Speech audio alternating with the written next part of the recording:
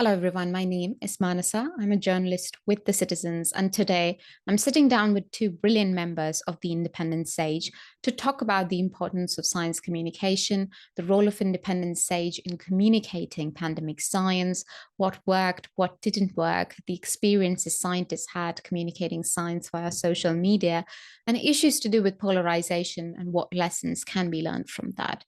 I have with me Professor Christina Pagel and Professor Sheena Cruickshank. If you followed Independent Sage at all, there is no way you don't already know them fairly well. You probably also know them from seeing them a fair bit on TV through the pandemic. Professor Pagel is Professor of Operational Research at University College London, and Professor Cruickshank is Professor of Biomedical Sciences and Public Engagement at the University of Manchester. If you're unfamiliar with Independent Sage, it is a group of scientists who have been providing independent scientific advice to the UK government and the public. And over the past 3 years, we're holding public briefings almost weekly or fortnightly. Let's dive in. In late 2019, a novel virus was identified in Wuhan city in China. Over the next few months and, well, years, this virus, what came to be called SARS-CoV-2, spread across the world, infecting scores of people. Nearly 7 million people have died because of COVID, and it has been one of the deadliest pandemics in the history of pandemics. Obviously, when it began, it was difficult to say how much of a toll the virus would take on the world.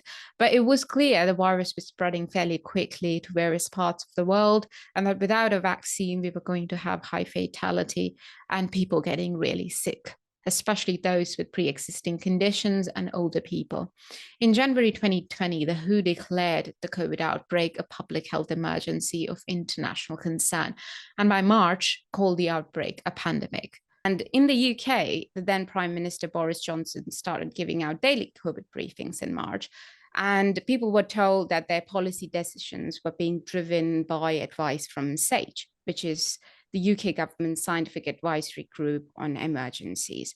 But as the COVID inquiry rolls on in the UK now, it looks like that was probably not the case, as many had worried at the start. Christina, do you feel vindicated that what Independent Sage was trying to say very early on, the purpose for which it was set up to point out the opaqueness of policymaking in Downing Street at the time, to question the lack of information on, say, what following the science, for example, meant, or point out the lack of transparency surrounding what SAGE was advising versus what the government was doing.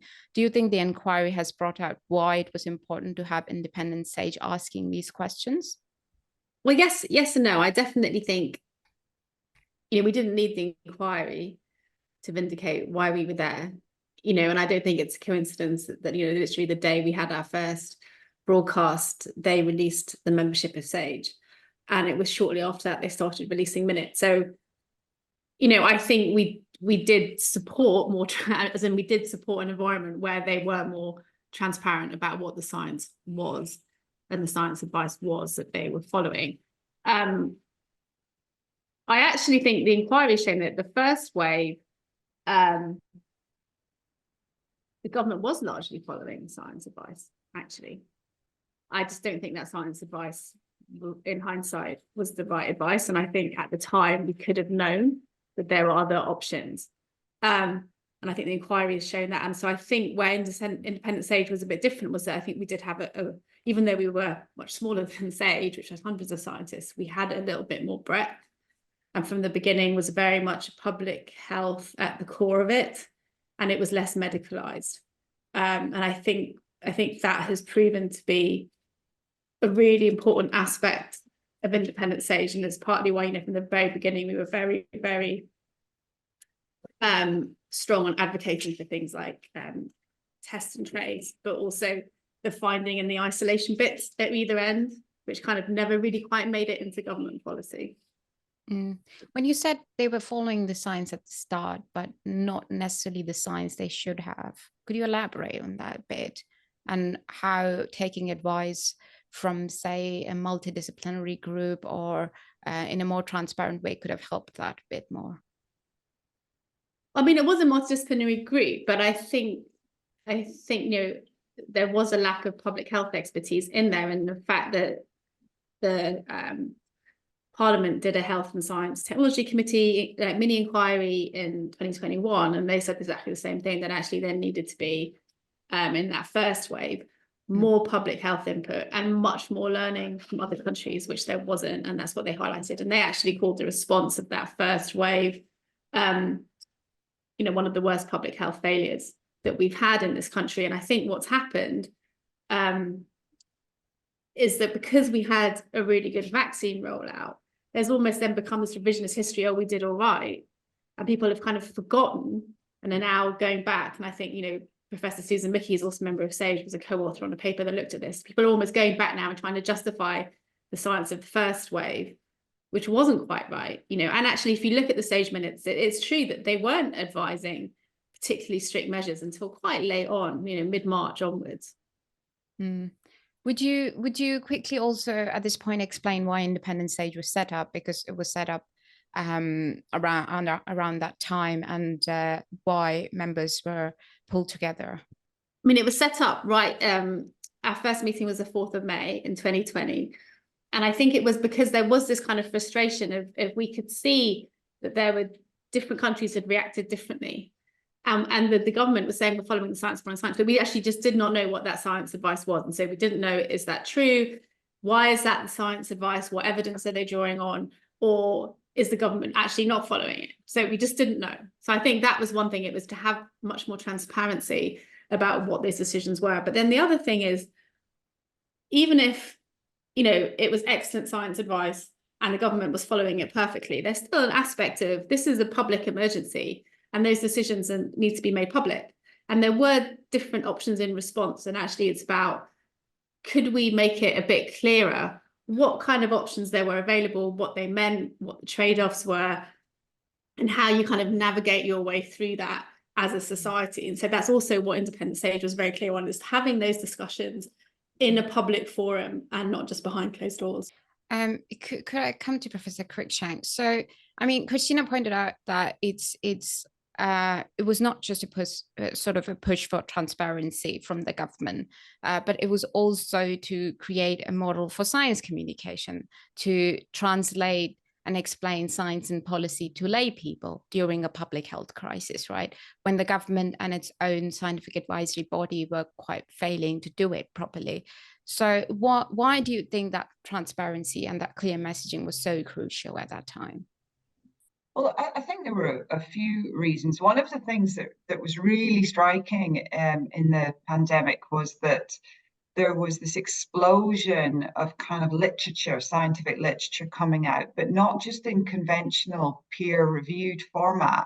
A lot of it, because there was a need, was coming out in what we call preprints. So these are pieces of work that haven't yet been peer-reviewed.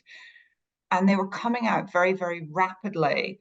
And it was just overwhelming trying to kind of see through that and work out what was good quality science, what would get peer reviewed and actually subsequently published, and what was wrong. And that kind of came alongside a sort of developing field of kind of misinformation and subsequently disinformation.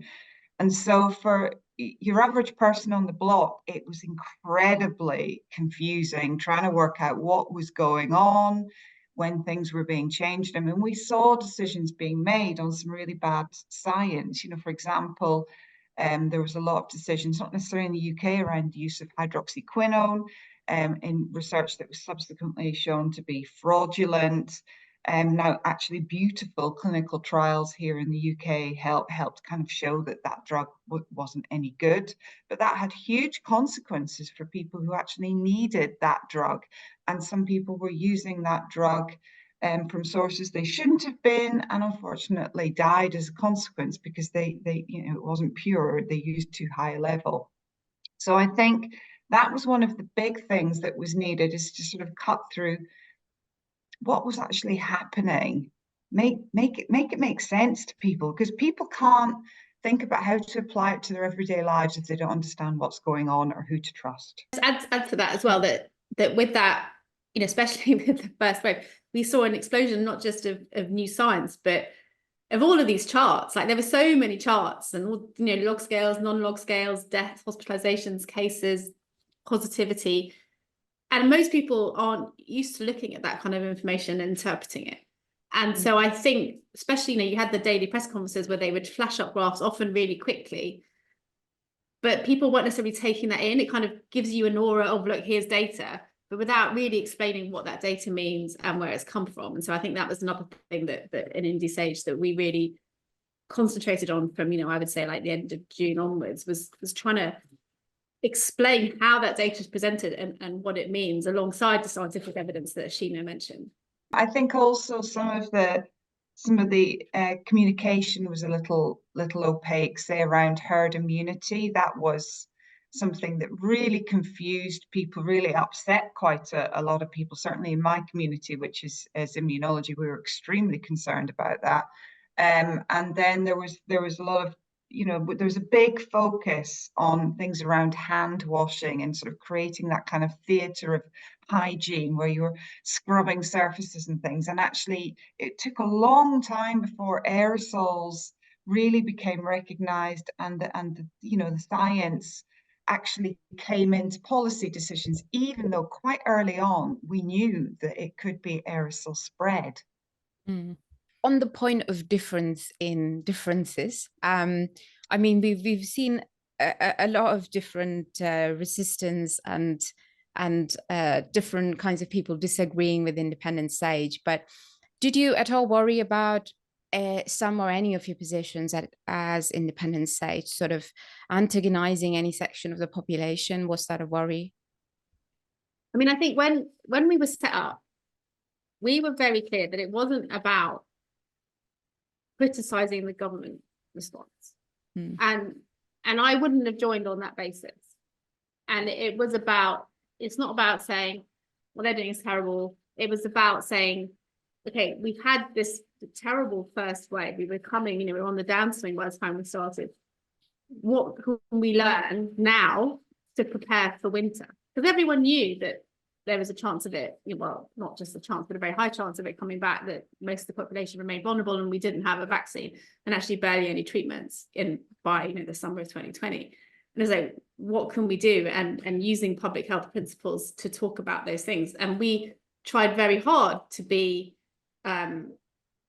bipartisan. Now, obviously, if we're discussing policy decisions, there is a natural comparison to make with what the policy actually is. And so sometimes you'd have to say, actually, this isn't necessarily what we would do, but then always try to be constructive. And I think certainly in the first year of the pandemic, I don't think we were seen to be particularly political. And that was certainly partly, as well down to citizens, who supported us, being very clear that, we would talk to all sides of the media and so on. But then I think what happened was that by the end of September 2020, you had, or even earlier than that, you had the Great Barrington Declaration. And that really started the kind of the culture war almost around pandemics. And that really started with this thing, everything's fine. And I think that's where people started to be antagonized. And then when restrictions were still there in the autumn, and obviously people's lives were incredibly affected by that. And that creates anger. And I understand that, and particularly, children, people with businesses who rely on footfall and all of that side of it, there was anger. But I wouldn't necessarily say it was, it's unfair. I don't feel like directing it at us was particularly an appropriate response, but it's understandable. Mm-hmm. I mean, Sheena, could you, how do you communicate them with a section of a public or even a section of the scientific community that differs from you? Not just in the sense of people who deny COVID is real, but people who hold policy positions that are different to you, who interpret the science differently or maybe propose different ways of mitigation. I'm excluding trolls and people with obviously maligned intent here, but genuine people who probably differ. Did you at all find that challenging, especially with social media, having those discussions? It definitely could be. It definitely could be challenging. I think all you can do is sort of. I mean, ideally, there's a place of commonality. If there's a place of commonality, then people will listen to you more. I mean, that's one of the fundamentals, I think, around around trust. And if you hold beliefs, if somebody's telling you you're wrong, you immediately shut down. So finding that common ground is the right way to do it. However, that's very challenging on social media. But I think trying to be as polite and respectful as you could if you were going to enter a dialogue with somebody, and pointing out the evidence and perhaps where you might differ from them, but trying to be respectful. But it wasn't always particularly easy, and it's very, very difficult on media like Twitter, now X. It's easy to take things out of context because you're not having a conversation. You can't hear that tone, that intonation that makes people think of people, and you can't look at people in the eye and kind of understand what their values are, or whether they're actually kind of nodding and taking on. It becomes very, I don't know, argumentative quite quickly. So it wasn't always very helpful to do, in truth, on places like that. Also, with people trying to have more sensible discussions, we also have seen over the years trolls, and I've also seen the criticism and the vitriol online. But obviously, I've also seen the good stuff and the support. But as not just as an organization, but many of you for your positions, for your views on the pandemic, or not even views, just your presentation of science, and you were attacked individually also. Could you explain how that targeting took place and what impact that had on you? So what do you mean by sort of how? Do you mean the sort of name calling or emails that we might get? So we got all sorts of things. You would get kind of, things fired out at you on Twitter. You might get emails sent to you, might get slightly strange letters sometimes. And I quickly made my phone number not available at work, because I did also get some phone calls, but those weren't always necessarily unpleasant phone calls, to be clear. For me, I did find sometimes it did take a toll.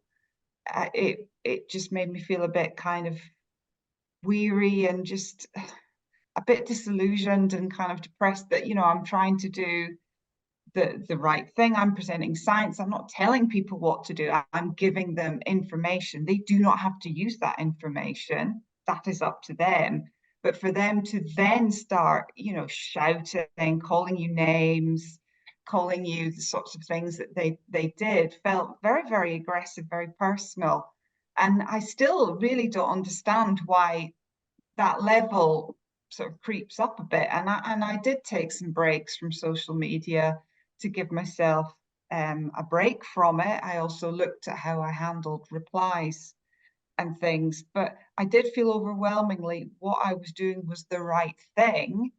And so I didn't feel I should stop. So it didn't make me want to stop, but there were times it made me feel a little bit more cautious, perhaps, thinking about, the implications it might also have for my family. Christina?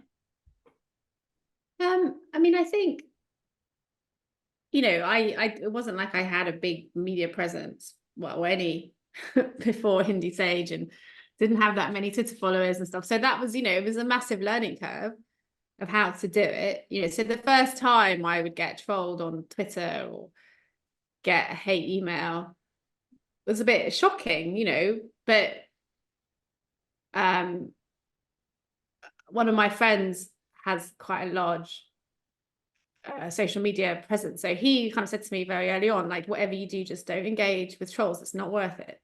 Just don't reply, don't give it the oxygen. And I followed that, and my worst experiences is when I didn't follow it, which was rare, and certainly not since 2021 have I ever engaged with it. And you stop and you don't look, you mute, you block, actually, and you don't look, and you don't know. So I don't know what is out there. I don't, and knowing wouldn't help me because I can't do anything about it. Obviously, emails are a bit harder, and I certainly got some really horrible emails. But at the end of the day, like, they don't know me, so I can't really take it personally. And So my reaction is kind of, well, you know, I'm pretty sure I'm a happier person than you are. And I just feel a bit sad that someone felt the need to write me that email. And especially, you know, the worst ones are all like in the second lockdown. And I could see, you know, people were really hurting. And so I'm like, you know, if this is going to make you feel better, then go for it. You know, I just block you and move on. Like a couple of them were really aggressive. What was weird, what I found harder on Twitter was actually the response of your peers for trying to kind of drag down your reputation. And I found that much more difficult. But politely, you know, they weren't telling me to off, but they were basically kind of implying I didn't know what I was talking about and all the rest of it. And I found that harder. And what I found harder as well was just actually because of Indie being quite a diverse group, I could see with my own eyes that exactly the same people would respond to the white male professors very, very differently to how they responded to the women and differently still to how they responded to women of colour. And I just to see it laid out in front of you and you're like, wow, okay. And I'd never really experienced that because obviously you only ever see how someone reacts to you, but being able to see exactly the same people reacting very differently, the different people saying exactly the same thing, just because of their gender or their race, I was just like, wow, okay. That was a bit of an eye-opener for me. Even though you kind of know it's true, it was hard to see in real time. We did see a pattern in terms of how people started getting targeted as well, wasn't it? That it was overwhelmingly a lot of the women on the group that started getting the bout of it first, and the way it well progressed after that. And you saw it, I think was actually really interesting, and I think this is really interesting about how SAGE worked, is that social scientists also got it worse than so-called hard scientists. People didn't take it, people felt very able to disrespect that expertise, particularly if it was a woman doing it. And it was nearly always men doing it. Like it was such an obvious thing, and they only really wanted hard science, hard maths. And that's why it was actually a bit harder for them to attack me because I'm a mathematician, but they still tried. Oh, your graphs aren't complicated enough. Or you don't know how to do a log scale. And I was like, well, maybe I do, but maybe I think it's not the best way of communicating. Do you know what I mean? Like it was this kind of, yeah. And I actually think if that attitude was at all in SAGE, I think that would have been to the detriment of the response, because you absolutely need the social sciences, because society is a social science problem, and ultimately you need people to change their behaviors, and that's not a maths problem. I definitely saw a lot of this sort of doubting your qualifications and questioning your academic record and just your background. That was definitely a common theme, and you do worry if that was, you know, sometimes reflected in policy as well, because if you think about some of the decision making that was made in policy, you know, was affected by the lack of diversity, you know, so things around lack of support for vulnerable people, isolating, not getting financial support, things around the school meals. You know, Marcus Rashford did amazing work campaigning for holiday school meals. It just didn't enter people's kind of minds because they didn't have that kind of varied life experience. And again, I think not only did we have diverse kind of academic experiences, we have very diverse sort of life experiences as well. And I think that kind of fed into that kind of greater variety of advice and insight. Yeah, I mean, we were very clear, like from that first summer, of the need to support more vulnerable communities, of having a catch-up program over the summer, of putting things in place to enable pupils in disadvantaged areas to learn remotely, all of that stuff. And I think that was quite late and very badly implemented actually by the government in 2020 and 2021. And I just like yeah, and I think there is this kind of like, it was a comment like Dominic Cummings made on Twitter about it, and he was talking about his expert that wasn't on stage that he liked. He goes, oh, well, you know, he's an astrophysicist. And I'm like, that's great. He's probably an amazing astrophysicist, but it doesn't mean he's any good at, you know, responding to a pandemic. It's a completely different skill set. But it was this kind of this hero worship of people who you think can do clever maths and physics that I find quite extraordinary and not valid, basically. And I say that as somebody who has a PhD in space physics. Like, it says nothing about your ability to respond to a pandemic. Does it all then come down to how much of policy scientists can speak about, or how much science there is, how much policy there is in science, and where to draw that boundary? And do you think that kind of worship of sciences and to separate social sciences from it is an attempt to do that? I think science can inform policy, but there are always limitations to what can be done because of the sort of limitations of that nation, that economy, all sorts of other things that are perhaps out with the scientists' experience, as we're sort of just alluding to. I think it needs to be clear and transparent why policy is happening, and if there is a disconnect from what the scientific advice is, though. Sorry, Christina, you were going to. Well, I was just going to say, going back to that, the paper that Susan Mickey co-authored on this, I thought what was really interesting. So they came up with kind of 3 recommendations, which I thought were really helpful for how science advice could work. They said, firstly, have more independence, so that actually the government can set a goal, for instance, of saying, okay, we would like to suppress cases as much as possible, but not completely destroy the economy, or whatever it happens to be. And then the scientists have a lot more independence in how to do that. And they actually start proposing different policy options. I mean, there was some scope for SAGE to do that, but not very much. And so most of it was they were given quite tight remits by the government and then responded to that. And the other thing they suggested was that there is it's written into the code of conduct that scientists are allowed to criticise. So I think, and we saw this a bit from Patrick Balance's testimony in the inquiry, that scientists felt or were encouraged not to criticise policy, and actually not to say that much to the media. And I think one of the reasons that independent SAGE became quite popular is that there was this enormous appetite in the public to understand what was happening. And there weren't that many scientists willing to go on TV to talk about it, actually. And we did. And there was a real hunger for that. And, it was a responsibility that, I took very seriously. But I think, you can see just a disconnect between Patrick Balance's diaries and then what he was actually saying at the press briefings. It was massive. And I think there has to be space for people to say, actually, this isn't the advice we gave. And you had all of these SAGE minutes where it was really clear and it was obvious. But those minutes aren't accessible. Like, they're not easy to find and they're not easy to read and understand. So there was this big communication gap. And I feel like there should have been a lot more where the scientists, either on SAGE or completely different set of scientists, given how busy people on SAGE were, to explain what that advice was and to make it clear where there was a disconnect between what was happening and what the advice was, which from the September 2020 onwards only grew over time. Is there anything else from the COVID inquiry, from the viewpoint of communication and science communication and how that was done, that you would like to highlight?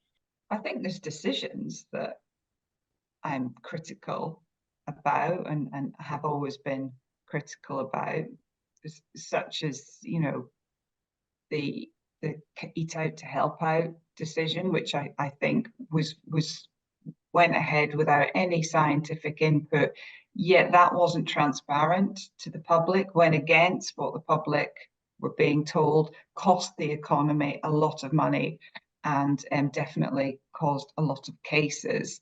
I mean, the thing that I think has been missing all along and has been missing in the inquiry is actually why we didn't look to international experience.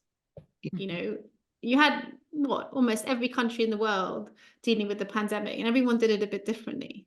There was so much to learn, and we kind of didn't. And I think that's something that we have to understand. Like, why did we not try and understand what approaches worked in other countries and how we could learn from it? Even things like the way South Korea ramped up testing in the first wave. Are we going to do that at the next pandemic? No idea. Or how about how some countries supported people isolating, you know, with not just with money, but with housing, with logistics, with dog walking, you know, all kinds of things. Are we going to think about that in the next pandemic? So all of these different things, I feel as if we're still stuck quite in this kind of isolationist bubble, as if we've only got the only learning is from what we did. Yeah. Whereas I'd rather learn from what other people did. I also worry with the inquiry that there's too much defensiveness of positions rather than an acceptance of, you know, we got some things wrong. We need to learn from this. We need to move forward so that we can do better, because there will be another pandemic. There will be another disaster in the future. And at the moment, I'm not convinced that we will start off any better than we did last time, and we really, really should. Yeah, it was actually quite interesting when you listen to the ministers giving evidence. The only person who actually said this is where we got things wrong was Michael Gove, actually, and he was saying, you know, we should have ramped up testing, isolate the lockdown earlier, put in support isolation, actually sensible measures that I have learned from other environments. But he was the only one, and other people would kind of say that, but then at the same time say what we did was fine. Like, well, you can't hold both positions. Like, either there was a better way of doing it or there wasn't. And I also think it's not right to say we only knew that with hindsight. That isn't true, right? We kind of made decisions that perhaps are clearer with hindsight, but we certainly knew there were other options because other countries took them. Mm. And we weren't learning as we were going. No. That was the thing. No. The response wasn't improving. The mistakes continued to be made. Do you think we have a better model of communicating pandemic science now, both in the government and outside of it, in terms of scientists, or do we think it's still a bit that we haven't learned? Is that the takeaway? No, we haven't, and I think, in fact, in some ways we're less well prepared, because what I have seen during the pandemic from the scientists who have social media platforms is it's very easy to get pulled into one extreme or the other, because it gets you engagement and it gets you really positive feedback. And I can see people who started off actually, you know, with one position kind of pushing their way to the extremes. And I'm like, why? And it's quite hard to see it. And I think, you know, you forget scientists are people. We're not these amazing people who are always going to be objective and have no personal interest or anything. So you have to kind of constantly check yourself and say, why, you know, am I responding to this for the right reason? Am I, you know, what am I doing? What am I saying? Where's the evidence? But that's hard to do. And I'm not convinced, actually, that in the next pandemic it's suddenly going to be magically better than it was this time. And I still think, you know, it absolutely 100% what Christina says. People hold on to the values. They never want to admit that they're wrong. They don't want to back down. And we're still not good at conveying uncertainty, or how science shifts and new information makes you want to do things in a different way because the information has shifted and evolved.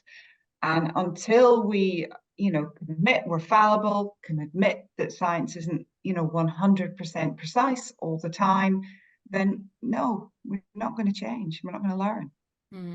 I guess social media also does not give you that much space to adapt, because there is always someone going to say, oh, at that point you tweeted slightly differently, or you said that. So there is always such a record that it's difficult to adapt your position as you learn more, I guess. Thank you so much, both of you. It was a pleasure. It was a pleasure working with you, and thank you for talking to me today.